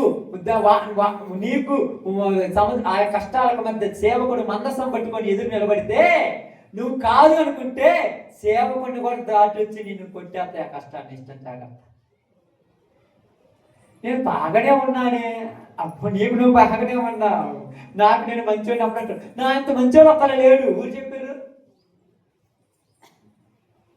ఎవరితో చూసుకోవాలి నీ మంచితనం? వాక్యంతో చూసుకోవాలి, యేసు ప్రభుతో చూసుకోవాలి. అందుకని నాకు తెలుసా, నేను పరిశుద్ధుడిని కనుక మీరును పరిశుద్ధంగా ఉండండి. అందుకేమన్నా తెలుసా, నేను మీకు మాదిరిగా ఉండిపోతిని అని పేతురు రాసిన పత్రికలు రాయబడింది. మనమును క్రీస్తు అడుగు జాడలు ఎందుకు నడుచుకోవాలి. ఎవరు అడుగుల్లో? క్రీస్తు అడుగుల్లో, మన అడుగులు కాదు. క్రీస్తుకు వడ్రంగి పని ఉంటే రేపు పొద్దున ప్రార్థనకు వస్తానండి, వడ్రంగి పని పక్కన పెట్టి వచ్చారు. వాళ్ళ అమ్మ నాన్న పిలిచారు తెలుసా మనలాగా. రాయ ఇంటికి పోదామంటే నేను నా తండ్రి పనుల మీద ఉండాలంటే కదా, మీరేం ఎప్పుడంటే నన్ను పిలుస్తారు, నేను ఎప్పుడో మీకు మాకు సంబంధం లేదని చెప్పినాగా. కోపం వస్తుంది. ఇప్పుడు మిమ్మల్ని అంతంటే మీకు కోపం వస్తుంది. వచ్చి పిలిచినప్పుడు మీరు అంటే కోపం వస్తుంది అనుకో, వస్తుంది కోపము. అవును, మరి ఇంట్లో వాళ్ళకే, ఊరికి బయట వాళ్ళకి వస్తుందా? ఇప్పుడు యేసు ప్రభు యొక్క ఇంట్లో వాళ్ళకే కదా, అమ్మకు తండ్రికి అన్నది కదా. నువ్వు మా ఇంట్లో కూడా ఉండదు, నేను ఎలా వేసారు పోయి. అందుకని కొండల మీద గుట్టల మీద కూర్చున్నాడు పోయి. అందుకేమన్నారు తెలుసా, నక్కలకు బరియలు కలవు, ఆకాశ పక్షులు గూలు కలవు, నాకు తలవాల్చుకోవడానికి స్థలమే లేదన్న. యేసు ప్రభుని నమ్ముకోవడం అంటే మామూలు విషయం అనుకున్నారా? ప్రపంచాన్ని ఆడాలి. ఇప్పుడు నువ్వు అనొచ్చు, ఏందయ్యా నాకు అన్నాం కదా, ఇంట్లో వాళ్ళ వస్తుంది, కోపం వస్తుంది, మన మీద పగ వస్తుంది, ఏడ్స్ వస్తుంది, అసహ్య వస్తుంది, చివరికి మన కాళ్ళ దగ్గరికి రావాలని అంతే. అప్పుడు దాకా నువ్వు ఓపికతో ఉండొద్దు. అర్థమైందా? సిలువ ఎక్కిన తర్వాత అర్థమైంది ఆయన విలువ. ఇప్పుడు అర్థమైంది ఊరికన్నా. ఆ ఎల్ల మీద తిరుగుతాడంటే పోయి ఆయనకు అద్భుతాలు చేసుకుంటే కానీ అర్థమైందా? సిలువ మీదకి ఎక్కి ఆ సిలువ మరణం పొందిన తర్వాత కుటుంబానికి అర్థమయ్యి తన సహోదరుడైనటువంటి యాకోబు, తన సహోదరుడైనటువంటి యోధ వచ్చి దేవుని యొక్క పత్రికలు రాసి ఆయన అనుసరించారు. మనం ఇప్పుడంటే రేపు పొద్దుడికి నా ఇల్లు తెలిస్తే మళ్ళీ నా దగ్గర పోతే రేపు పొద్దుడికి తెలియదు. నీ విశ్వాసం కూడా నిలబడాలి. అప్పుడు నీ విలువ తెలిసి రోజు ఒక రోజు వస్తుంది. అప్పుడు నీ విలువ తెలిస్తే నిన్ను సేదరించుకున్న వాళ్ళే నీ దగ్గరకు వచ్చే రోజు ఒక రోజు వస్తుంది. అందుకేమన్నాడు, నిన్ను నేను గొప్ప చేయ మొదలు పెడుతున్నాను కాబట్టి నువ్వు పరిశుద్ధంగా ఉండాలి. అందుకని మీ అందరికీ ఈరోజు నేను చెప్పాలేమనుకున్నాను, ఒకటి ఆరాధన కోసం రెడీ అయ్యి వస్తుంటారు కదా మీరు ఇళ్ళ దగ్గర. వచ్చే వాళ్ళు ప్రార్థనకు వచ్చేటప్పుడు కరెక్ట్ గా రండి. వచ్చిన తర్వాత పర్ఫెక్ట్ గా ఉండండి. పర్ఫెక్ట్ గా ఉన్న తర్వాత ఆరాధన కరెక్ట్ గా తీసుకొని ఇంటికి పోండి. అప్పుడు మీ కుటుంబాలు బాగుపడతారు. మీకు ఏదో పని బాట లేకపోతే, ఏదో పొద్దు బాగోకపోతే, ఏదో బుద్ధి పుట్టినప్పుడు వచ్చి తీసకపోవటానికి ఇది కుట్లో దొరికేటువంటి పలారం కాదు, బరుగులు కలం దొరుకుతుంది కుట్లు. అట్లా ఎందుకయ్యా ద్రాక్షరసం కొనుక్కొచ్చుకుంటాం, రొట్టె కొనుక్కొచ్చు, మీ ఇంట్లో పని చేసుకుంటాను నేను వద్దాను. మీ చేత కాదు మీకు ఏముంది, అంత చక్కెర వేసి అంత పిండేసి కలిపితే అంత రొట్టె అవుద్ది, పెంకి మీద కాల్చుకోండి, తర్వాత 100 రూపాయలు 150 రూపాయలు ఇస్తే మొదలకి పోయి చేసుకుంటారు ద్రాక్షరసం పాటలాడ. శుభ్రంగా తీసుకోండి, ఆడ పెట్టుకొని ఏసయ్యానికి స్తోత్రం అండి, తాగండి, తినండి, శుభ్రంగా పచ్చాకపోండి. అడుగుతారండి మీరు అన్న. అప్పుడు మీరు అంటారు, నేను యేసు ప్రభు శరీరాన్ని రక్తాన్ని తిన్నానంటే అక్కడ రాసినట్టుగా యేసు రక్తము ప్రతి పాపము నుండి మనం పవిత్రులుగా చేయను. మరి ఏది మనం పవిత్రులుగా చేయలేదంటే యేసు రక్తం కాదుగా. నువ్వు ఇంటికి అప్పుడప్పుడు పుచ్చకాయ, దోసకాయ, అంటే జాంగ్రీలు, స్వీటు తెచ్చుకొని తిని పనికి పోయినట్టుగా ఇది కూడా తిని పనికి పోతున్నాయి. ఉపయోగం ఏముంది? పవిత్రత ఉండాలి. అందుకేమన్నాడు తెలుసా, ఇశ్రాయేలు నిన్ను ముట్టినవాడు నా కనుగుట్టు ముట్టినట్టే, అదే నువ్వు తప్పు చేస్తే నేనే నిన్ను కొడతానన్నాడు. పర్ఫెక్ట్ ఆయన. ఎంత పర్ఫెక్ట్ తెలుసా? ఆయన గురించి ఏం రాయబడిందంటే, ఎలా ఉందంటే బైబిల్ గ్రంథంలో ఎఫెసీ పత్రిక 5:21 అక్కడ అనుకుంటాం. చూడండి ఒక మాట, చాలా చక్కగా మాట్లాడాడు అన్నమాట. సంగమం గురించి చెప్తూ ఉన్నాడు చూడు.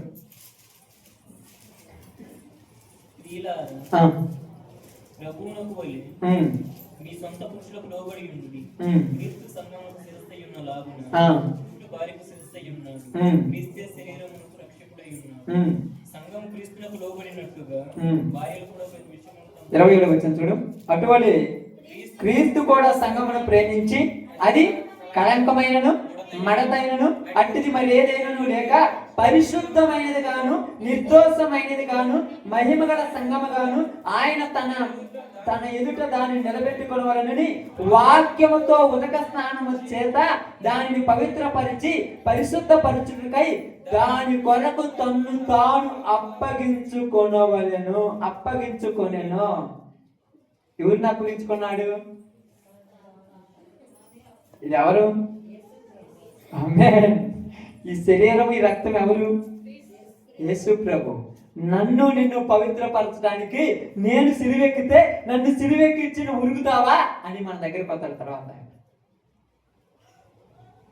విలువ తెలిసి దాన్ని తినాలి. అప్పుడప్పుడు మీరు ఎవరికైనా మీరు ఎక్కడికైనా పోయినప్పుడు ఒక 4-5 ఫ్రెండ్స్ కానీ ఎవరైనా మనసులో ఉన్నప్పుడు వాళ్ళు కూర్చొని థమ్స్అప్ తాగుతుంటారు. మీకు ఒక గ్లాస్ పోషించారు అనుకో, మీరు ఏమంటే తాగరు. తాగుతాంలు అంటారు కానీ తాగరు. బాగురా తాగుతురా? ఎందుకంటే దాంట్లో ఏం కలుపుతున్నావు?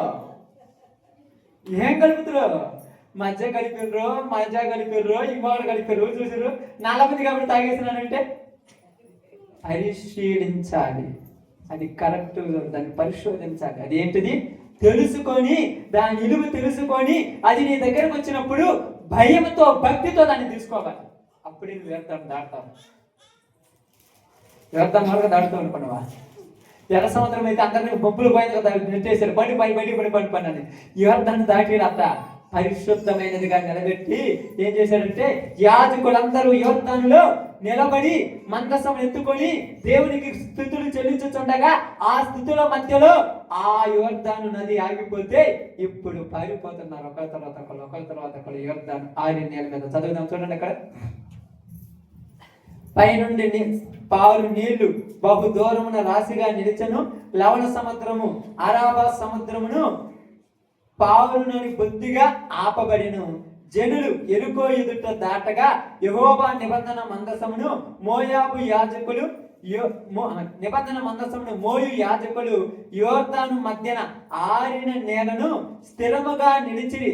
జనులందరూ యోర్దాను దాటుట తుదముట్టు వరకు ఇశ్రాయేలీలందరూ ఆరిన నేల మీద దాటుచూ వచ్చిరి. ఎర్ర సముద్రం దాటినప్పుడు మోసే ముందు పోయాడు, అందరు వెనకొస్తున్నారు. కానీ ఇక్కడ అలా కాదు. ఇక్కడ ఎలా జరిగింది? యోర్దాను నది దగ్గర మధ్యలో 12 మంది ఇశ్రాయేలీలు యాజకులు మందసమును ఎత్తుకొని నిలబడ్డారు. ఇప్పుడు వీళ్ళు పక్క నుంచి వెళ్ళిపోవాలి. ఒకళ్ళొక్కరు వీళ్ళు బయటికి పోతే మందసం ఆ నీళ్ళు ఏమవుతాయి?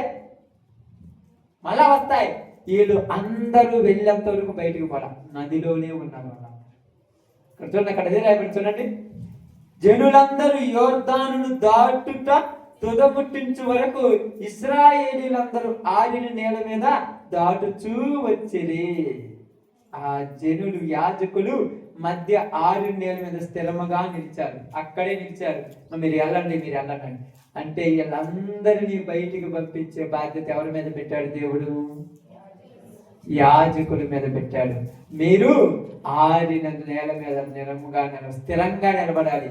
మీరు ఒక్కడికైనా మందసం ఎత్తుకున్న తర్వాత యోర్దాను నదిలో ఉన్నప్పుడు కోపం వచ్చిందా తగలబడిపోతాం. ఇష్టం జాగ్రత్త, అంత శ్రద్ధగా ఉండాలి. అందుకని 3 దినముల తర్వాత ఇశ్రాయేలీయులందరినీ మిమ్మల్ని మీరు పరిశుద్ధపరచుకోమని చెప్పాడు మన దేవుడు. ఏం చేయాలంట? పరిశుద్ధపరచుకోండి. ఈరోజు నువ్వు శనివారం సాయంకాలమే సిద్ధపాటు ప్రార్థనకు వస్తున్నావు. ఆదివారం ఉదయానికి పరిశుద్ధంగా ఉంటున్నావా? పరిశుద్ధపరచుకుంటున్నావా? అసలు ఉదయం నుంచి ఒక అరగంటలో ప్రార్థన చేసుకొని ప్రార్థనకు వస్తున్నాను. ఆదివారం పూటని కనీసం మిగతా రోజులు పక్కన పెట్టండి. ఈరోజు ఆయన శరీరాన్ని రక్తాన్ని, అందుకే ఎన్ని సంఘాలలోకి వెళ్తే ఒక్కరోజే ఇస్తారు, నెలకు ఒక్కసారి ఇస్తారు సిద్ధపడమని. వారం ఇవ్వాలంటే ఎవరు మీకు తెలియదు. కానీ ప్రతి వారం నువ్వు సిద్ధపడాలి. నిన్ను నువ్వు పరిశుద్ధపరచుకొని రావాలి. నిన్ను నువ్వు పవిత్రపరచుకొని రావాలి. ఎందుకంటే ఇది తినిన తర్వాత నువ్వు యోర్దాను దాటుతావు. యోర్దాను దాటడానికి ఇక్కడ సిద్ధం చేస్తున్నాడు. ఇక్కడ ఆరిన నేల మీద ఇశ్రాయేలీయులందరూ నడిచిపోయిన తర్వాత జనులందరూ యోర్దాను దాటుట తుదముట్టిన తర్వాత యెహోషువతో ఇలాగూ సెలవిచ్చెను, ప్రతి గోత్రమునకు ఒక్కొక్క మనుషుని చొప్పున 12 మనుషులను ఏర్పరిచి యాజకుల కాళ్ళు నిలిపిన స్థలమున యోర్దాను నడుము నుండి 12 రాళ్లను తీసి వాటిని యువతలికి తెచ్చి మీరు ఈ రాత్రి బస చేయు చోట వాటిని నిలవబెట్టుడని వారికి ఆజ్ఞాపించుము. యాజకులు నిలబడ్డారు కదా, ఆ నిలబడ్డ 12 మంది నిలబడ్డారు కదా, ఆ 12 చోట్ల నుంచి రాళ్ళు ఉన్నాయి కదా, 12 రాళ్ళు తీసుకొని వచ్చి ఇటు వల్ల మీరు రాత్రి అంటే ఈ రోజు రాత్రి మీరు అన్నం తింటారు కదా, అక్కడ నిలబెట్టండి. ఎందుక ఈ రాళ్ళు అంటే మీ పిల్లలకు చెప్పాలి, యోర్దానుని మా దేవుడు దాటించాడని. ఆనాడు ఎర్ర సముద్రాన్ని దాటించారు, ఈనాడు యోర్దాను దాటించారని. ఇప్పుడు యోర్దాను దాటింది ఎప్పుడు? వాళ్ళు ముగించుకుందాం. ఎప్పుడు చదివారు ఇందాక, గుర్తులేదా? ఇందా చదివారు కదా, మొదటి నెల 10వ దినమున. ఆమేన్. ఈ నెల మీకు గుర్తుంది అసలు ఎప్పుడన్నా?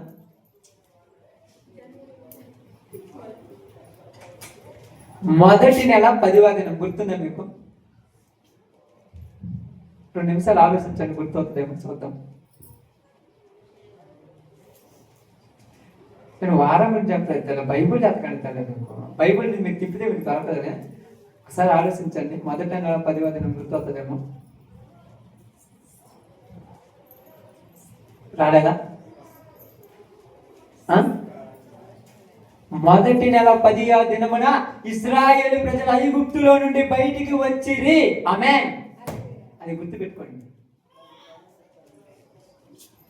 మొదటి నెల 10వ దినమున నిర్గమకాండంలోనికి వెళ్ళేటప్పుడు మీరు అక్కడ బాగా గమనించి ఆలోచిస్తే అక్కడ మీకు అయ్యే ఉంటాయి, 12 అధ్యాయంలో అక్కడ చదువుకుంటూ ఉంటాయి. ఇదిగో ఈ నెల దశమి నాడు అని రాయబడింది. ఈ నెల దశమి నాడు 14వ దినమున పస్కాను ఆచరించాలి. మొదటి నెల 14వ దినమున. అదే పాస్ ఓవర్. పాస్ ఓవర్ అంటే తెలుసా? పాస్ ఓవర్ అంటే తెలుసా? మరణ దోక దాటిపోతున్నది కాబట్టి మీలో ప్రతి ఒక్కడు మీ ఇంట్లో ఉన్నటువంటి గొర్రె పిల్లనైనా మేక పిల్లనైనా పొట్టేలనైనా దేన్నైనా వదిలించి ఆ యొక్క రక్తము మీ గుమ్మములకు పుయ్యాలి. ఆ రక్తపు మరక చూడగానే మరణ దోత మీ ఇళ్ళ నుంచి దాటిపోతున్నది. ఏ ఇంటికైతే రక్తపు మరక ఉండదో ఆ ఇంటిలో మరణమే. అది పాసవ. ఆ రోజు బయటకు వచ్చిన వాళ్ళు మళ్ళా యోర్దాను ఏ రోజు దాటారు? అదే రోజు దాటారు. దేవుని లెక్క అట్నే ఉంటుంది. నీకు నాకు తప్పండొచ్చేమో. 40 సంవత్సరాలు తిప్పిచ్చినా కూడా మన లెక్క ఏమైనా తప్పిందా? చూడండి, కావాలంటే 5వ అధ్యాయంలోకి రండి. 5వ అధ్యాయము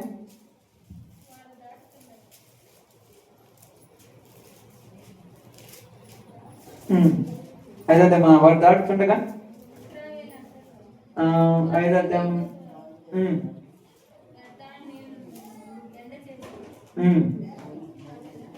చదువుకుంటాను. మీరు చదువుకుంటాడు వచ్చినప్పుడు మనకు అర్థమవుతుంటుంది. 5:10 నుంచి చదవండి అమ్మా.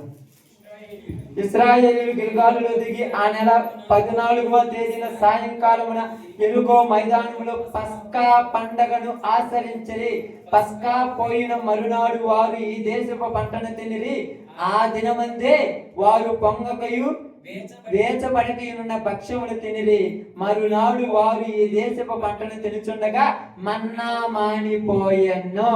అంటే వాళ్ళు విడుదల పొందిన తర్వాత ఏం ఆచరించారు? పస్కా. ఏంటంటమ్మా? పస్కా. పస్కా అంటే తెలుసుగా? పస్కా అంటే తెలుసా? పస్కా అంటే ఏం తెలుసా?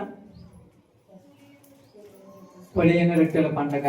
ముఖ్యంగా చెప్పినవి తప్పేమన్నట్లు. పస్కా అంటే ఏం తెలుసా? ఆమేన్. విడుదల. ఐగుప్తు బానిసత్వం నుంచి మనకు విడుదల. అదే ఈ రోజులలో మనం చేసేది. చాలా మంది ఏం చేస్తారంటే లెంట్ డేస్ అంటారు. తెలుసుగా? లెంట్ డేస్ అంటే శ్రమ దినాలు, సిలువ దినాలు, సిలువ ధ్యానాలు. ఎందుకు 40 రోజులు పెట్టుకున్నారు, ఎందుకున్నారు వాళ్ళకి తెలియదు, వీళ్ళకి తెలియదు. యేసు ప్రభు చనిపోయింది కూడా ఏ రోజు తెలుసా మీ అందరికీ? పస్కా. పస్కా బలి పశువు అని రాయబడింది బైబిల్ గ్రంథంలో. మీరు అన్ని చరిత్ర అది. పస్కా ఎలాగైతే ఇశ్రాయేలీలు పస్కా నాడు ఆ యొక్క బలి పశువును అర్పించి వాళ్ళు బయటకు వచ్చారో, అదే విధంగా మన వల్ల కూడా ఆ లోక బానిసత్వం అనేటువంటి పాపములో నుంచి బయటికి రప్పించటానికి పస్కా బలి పశువుగా ఆయన 3 మేకుల మధ్య బలి అర్పించబడ్డాడు. ఎంత బైబిల్ తెలుసుకుంటే తెలుసవుతుంది. చాలా తెలుసుకోవాలి. మీరు ఏం చెబుతుంది ఏముందో ఏదో పొద్దుబాబు వస్తుంటారు, ఈరోజు ప్రార్థన అనుకుంటా అయిపోతుంది. చరిత్ర. అందుకే ఐగుప్తు బానిసత్వంలో నుంచి బయటకు వచ్చిన వాళ్ళు పస్కాను ఆచరించారు. ఇక్కడ లోక బానిసత్వంలో నుంచి బయటకు వచ్చిన వాళ్ళు జ్ఞాపకార్థమైన పస్కా. ఇది పస్కా. ఎందుకు దీన్ని తినుతున్నారంటే మమ్మల్ని ప్రభు లోకంలో నుంచి బయటికి తీసుకొచ్చాడని చెప్పడానికి ఇది గుర్తు. మీకు ఇళ్ళలో గోధుమ పిండి లేదని, మీకు ఇళ్ళలో ద్రాక్ష రసం లేదని. ఏమన్నాడు? నన్ను జ్ఞాపకం చేసుకొనుటకై. ఏం జ్ఞాపకం చేసుకోవాలి ఆయనను?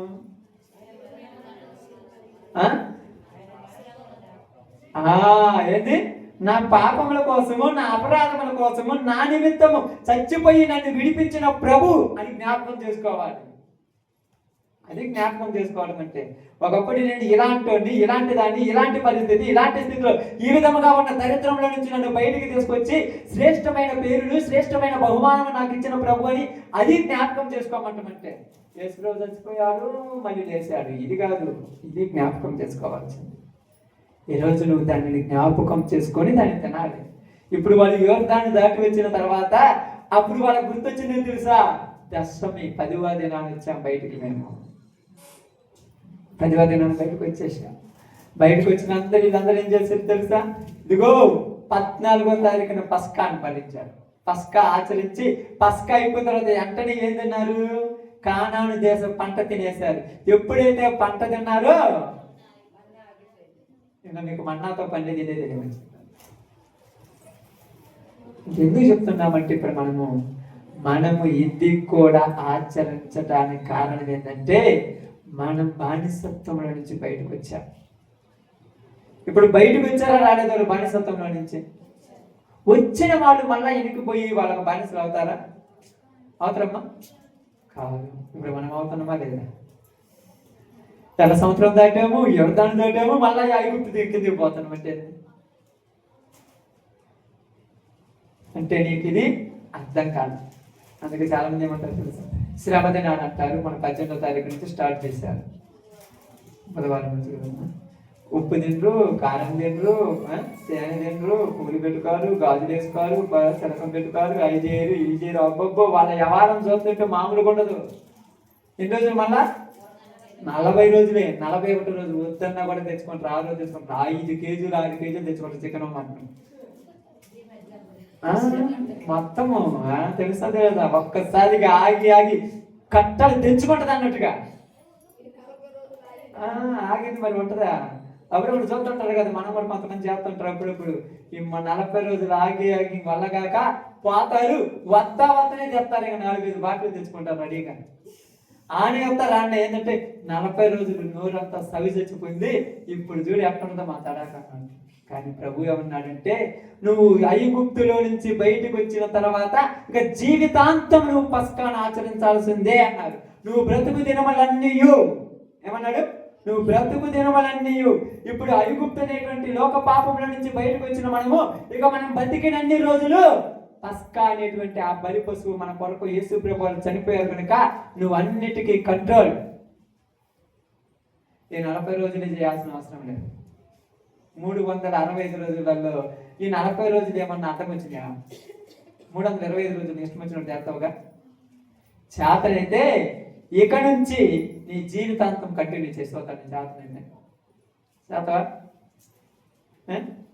ఇంట్లో టీవీ పెట్టరు, పాటలు పెట్టుకోరు, పెళ్లిళ్ళు చేసుకోరు, ఫంక్షన్లు చేసుకోరు. అబ్బో ఇలా చూస్తుంటారు, ఇదేనా పరలోకం అనిపించినటువంటిది. తర్వాత చూస్తుంటే డీజే బాక్స్ పెట్టి మమ్మరనే చేసి పాడుతుంటారు. మోటార్లలో వాళ్ళు పెళ్లిళ్ళు చేయరు, శ్రమ దినాలలో వీళ్ళు పెళ్లిళ్ళు చేయరు. మోటార్లలో వాళ్ళు ఫంక్షన్లు చేయరు, శ్రమ దినాలలో వీళ్ళు చేయరు. ఏం పట్టింది ఇలా దరిద్రం? అందుకే ప్రభు ఏమన్నాడు? నేను నియమించిన ఏ దినము చెడ్డది కాదు. అందుకే కదా మొదటి దినం ఎలాగుంది, రెండో దినం, మూడవ దినం, నాలుగో దినం, ఐదో దినం మంచి దినాడు, అన్నీ మంచిగా ఉన్నాయి. ఆరో దినం రెస్ట్ తీసు, ఏడో దినాన్ని ఏం చేశాడు? ప్రశాంతంగా విశ్రాంతి తీసుకున్నాడు. ఇప్పుడు నీకు అన్ని దినాలు చెడ్డయే, అవునా? చూడండి, మీకు నచ్చినటువంటి ఒక ఆయన అంటాడు, ఎల్లుండి బాగుందంటే ఆ రోజు పచ్చాక మానుకుంటావు, ఆ రోజు ఇంకొకటి మానుకుంటావు, అన్ని మానుకుంటావు, ఆ రోజు రెడీగా ఉంటావు. ఎల్లుండి బాగుందంటాడు. మరి ఆటలు ఎల్లుండి అన్నది బాగుంది, అసలు ఒప్పుకోవు. ఈ రోజు ఏంటి ఎవరు పనికి మాట్లాడు ఎటు ఈ రోజు పెట్టండి. అసలు ఈ రోజు వాడికి తెలుసు అంటే ఏముంది? ఆ రోజులు ఏమన్నా ఆ రోజులు ఏమైనా ఇబ్బంది ఉందా? 9 మాసాలు అయిపోయింది తండ్రి గారికి, రెడీగా అయిపోయింది. పోయి నక్షత్రం కాడికి పోయి రాసులు చూడాలి. రేపు ఉదయం 11:30 తర్వాత బాగుంటుంది అన్నాడు. 9:30కి పుట్టింది. ఇప్పుడు అరగంట గంటన్నర కూడా ఆపొద్దు అట్టాగుద్ది. మరి అట్టాగుద్ది అండి. అక్కడ కాలం బాగలేకపోతే, రాసి బాగలేకపోతే పుట్టినోడు దరిద్రుడుగా. ఇప్పుడు మళ్ళా వాడి పుట్టినోడి కోసం శాంతి చేయడానికి ఒక 5 లక్షల ఖర్చు. ఈయన చెప్పిండు కదా వాడికి శాంతి కావాలంటే మళ్ళీ వాడికి కావాలి కదా బాగా లాభం అంతా. అసలు పరిస్థితి ఎలా ఉందంటే ఎవరికి అందుబాటులో లోకం. ఇవన్నీ చెప్తున్నా. మనం కూడా ఆదివారం అమాసలో చెప్పాను, బాగుమా ఎంత ప్రార్థన చేస్తున్నాం, 9 బాగుమా దగ్గర బాగుమా. అదేదో ప్రారంభించేటప్పుడు చేసేటప్పుడు పసుపు బొట్లు కుంకుమ బొట్టు పెట్టుకోండి ముందుకు పోతారా. ఇన్ని చెబుతారు నాకు. అన్ని చేసేదే మొదటి గింజలు తీసి దేవుడు అని పక్కన ఇసు నుంచి వచ్చేది. ఏం చేయకుండా ఉంటారు మరి చెప్పండి. ఆ రోజు పోయినప్పుడు ఏంది, పై ఎత్తునే 2 మొక్కలు నాటు, కింద ఎత్తు నాటండి చూద్దాం ఊరన్నా. కింద ఎత్తు నాటండి అసలు నాటం. అది ఒక రోజు నాటని చూద్దాం, ఇది పండదేమో చూద్దాం. ఎందుకు పండదు? అది అంతా ఏంది అదేమంటారు చూడండి, మొత్తం అది పొలకొచ్చి పోయిన తర్వాత ఇప్పుడు కింద ఎత్తు లేదు, పై ఎత్తు లేదు, పోయింది ఎట్లా పోయిందని ఏ పక్క నుంచి పక్కన అదే ఆధార పడుతుంది. మనం వాడి నుంచి మొత్తం పట్టకపోయిన తర్వాత ఇప్పుడు ఎత్తునాడు, మొన్న మామూలు ఎత్తున పై ఎత్తునాటు నేను బతికి ఏడాదికి నాటండి, అది మాత్రం వద్దన్న కూడా ఆధార పడేసింది. మరి అని చెప్తున్నాను. దినాలుగా చూడాల్సింది, దేవుణ్ణి చూసుకోవాలి. అందుకనే యోర్దాను దాటేటప్పుడు పవిత్రత చాలా పద్ధతిగా ఉంటాడు. ఎర్ర సముద్రం దాటినప్పుడు పెద్ద విషయం పట్టించుకోవాలి. దేవుడు అందరిని వచ్చి వదిలేశాడు, కానీ యోర్దాను దాటించింది ఎవరిని పెడతాడు? పరిశుద్ధపరచుకోమన్నాడు. ఎర్ర సముద్రం దాటినప్పుడు పరిశుద్ధపరచుకోమన్నాడా? భయపడుతుంటే వెనక పరోసైన ముందు ఎర్ర సముద్రం ఏందిరా మా బతుకంటే మోసే నీ కర్రెత్తాను, కానీ కర్రెత్తే అందరు దాటిపోయారు. కానీ ఇక్కడ ఏమన్నాడు? యోర్దాను దాటాలంటే పని చేస్తుంది. దాటారు, బయటకు వచ్చారు, వచ్చిన వెంటనే పస్కా చేశారు. ఈరోజు నువ్వు దాటావు, బయటకు వచ్చావు, వచ్చిన వెంటనే పస్కా తీసుకుంటున్నావు. తెలుసా? అంతకుముందు మీకు ఇచ్చారు ఎప్పుడన్నా? నా బాప్తీసం పొందకముందు మీకు ఎప్పుడన్నా ఇచ్చారా? అయ్యా బాప్తీసం పొందలేదయ్యా, రొట్టె రసం ఏమంటే బాప్తీసం తీసుకున్నాక. చాలా మంది పిల్లలు అడుగుతుంటారు ఏంటంటే ప్రార్థన అయిపోద్ది కదా, అయిపోయిన తర్వాత ఆశీర్వాదం దేవుని అయిపోతుంది కదా, అప్పుడు మిగులుతుంది కదా, అప్పుడు మిగులుతుంది ఏం కదా. నేను చెప్తున్నాను. అప్పుడు మీరు అంటారు, అయ్యా మీరు ప్రార్థనకు లేడు వచ్చాను కొద్దిగా ఏమంటే అప్పుడు బాప్తీసం తీసుకోవడంలే నేను వచ్చాను. నిజం, మీరు నిజే అనుకుంటున్నారా? మీకు తెలుసా తెలియదా? ఒక టెంకాయ ఉంటుంది అనుకోండి, అర్థం కావడానికి చెప్తున్నాను. మనం అందరం హిందువుల నుంచి వచ్చినాం కాబట్టి అర్థం కావడానికి. టెంకాయ ఉంది అనుకోండి, ఆ పూజ టైంలో పూజారి కొట్టినప్పుడు దానికి విలువ. మామూలు ఇప్పుడు ఇంట్లో కొట్టుకుంటే విలువ ఉంటుందా? అది టెంకాయే కదా. ఆ గర్భగుడిలో అక్కడే పోయి కొడితేనే అది పరిశుద్ధమైంది. ఇప్పుడు ఇంటికి కాడ కొట్టుకుంటానంటే గుడి మూసేసిండ్రు, మూసేసిన తర్వాత బయట కొట్టుకోండి, గుడి కాడ కొట్టుకుంటే పరిశుద్ధత ఉంటుందా? అలాగే దైవజనుడు ప్రార్థన చేసి ప్రార్థన మధ్యలో ఉన్నప్పుడు ఆ స్థితుల మధ్య దేవుని యొక్క ప్రార్థన మధ్యలో ఉన్నప్పుడే దానికి విలువ. ప్రార్థన ఆశీర్వాదం ఇచ్చిన తర్వాత ఏది ఇచ్చినా అది వట్టి రొట్టె ద్రాక్ష రసమే. అది గుర్తుపెట్టుకోండి. ఎప్పుడేమి చాలా మంది అంటారు అయిపోయిన తర్వాత వచ్చి నేను తీసుకోలేదంట, నేను నమ్ముకుంటాను, తీసుకోకపోతే ఇప్పుడు తీసుకెళ్తా కావాలంటాం. ఏముందా? ఏమనుందా? ఎందుకు దాని గురించి టెన్షన్ పడతారు? నువ్వు దాని విలువ తెలుసుకొని తీసుకుంటే నీకు విలువ వస్తుంది. ఇప్పుడు చెప్పండి, యోర్దాను దాటావా? యోర్దాను దాటాలంటే పరిశుద్ధత కావాలి కదా. యోర్దాను దాటాలంటే ఏం తినాలి? దాటిన వాళ్ళు ఏం తిన్నారు? మన్నా తినక కానాను భోజనం తింటారు. ఇప్పుడు మనము యోర్దాను దాటాలంటే ఏం తినాలి? మన్నా ఇంకా మనకు ఉండదు. ఆహారం పరలోక నైవేద్యమైన ఆహారం. అక్కడ ఏమన్నదంట? ఈ కానానులో ఆకలి ఉంటుంది, దప్పుడు ఉంటుంది, సమృద్ధికరమైన కాయలు పండుతాయి, సమృద్ధమైన ఒక ద్రాక్షగలంట 2 మనుషులు మొయ్యాలంట, ముందు ఒక వెనక అక్కడ పెట్టుకోండి. కానీ ఆ కానానులో ఆకలి ఉండదు, దాహం ఉండదు. ఇప్పుడు అరణ్య యాత్రలో మనకు భుజింప చేయుచున్నది ఏంటిది? ఆమేన్, వాక్యమైన మన్నా. ఈ మన్నా తిన్నంత కాలము నువ్వు తప్పిపోతూ అట్టుంటూ ఇట్టుంటూ మధ్యలో ఇబ్బందులు, సమస్యలు, రోగాలు, భోగాలు, కష్టాలు, బాధలు అబ్బో ఉంటాయి, అన్నీ ఉంటాయి. కానీ యోర్దాను దాటే వరకు నువ్వు పర్ఫెక్ట్గా ఉండాలి. మధ్యలో ఆగిపోయావా? యోర్దాను దాటలేదు. యోర్దాను దాటలేదా? కానాను పంట తినలేదు. కానాను పంట తినకపోతే మధ్యలో పోయిన వాళ్ళకి ఆడుంటారో మీకు తెలుస్తుంది అంతా. కాబట్టి రోజు నీతో నాతో దేవుడు తెలియజేస్తున్న ఒక చిన్న మాట ఏంటంటే, యోర్దాను దాటాలంటే పరిశుద్ధపరచుకోవాలి. పరిశుద్ధపరచుకోవాలంటే మనమే జాగ్రత్త చూసుకోవాలి. వాక్యము చేత మనం పరిశుద్ధపరచుకోవాలి. వాక్యం చేత మనం బలం పొందుకోవాలి. వాక్యం చేత మనం జీవించాలి. అప్పుడే మన జీవితాలు దేవునికి అనుకూలంగా ఉండి ఆయన అడుగుజాడల్లోనే మనం నడుస్తాం. అందుకే యోర్దాను దాటించేటప్పుడు ఎవరు దాటించారు? యాజకులను ముందుంచారు. అందుకే సేవకులను ముందుంచి సంఘాన్ని నడిపిస్తుంటాడు దేవుడు. అంటే మీ అందరికంటే ఎక్కువ బాధ్యత, భారం సేవకులకు ఉంటుంది. తెలిసింది ఏ మిస్టేక్ అయినా చివరికి చుట్టుకుంటుంది. ఎన్నింటికి ఎవరినెందుకు చుట్టుకోవాలి? అందరూ బాగా నిద్రపోతారు, అందరూ బాగా ఉంటారు.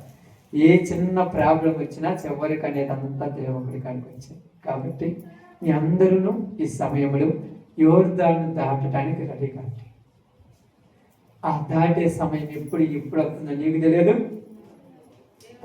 కనుక, టైం మన చేతిలో లేదు కనుక సమయం ఉండగానే ఇల్లు చక్క పెట్టుకొని, దీపం ఉండగానే ఇల్లు చక్క పెట్టుకొని మనము పరలోక రాజ్యానికి సిద్ధపడదాం. అలాంటి కృపదేవుడు మనందరికీ అనుగ్రహించను గాక. ఆమేన్.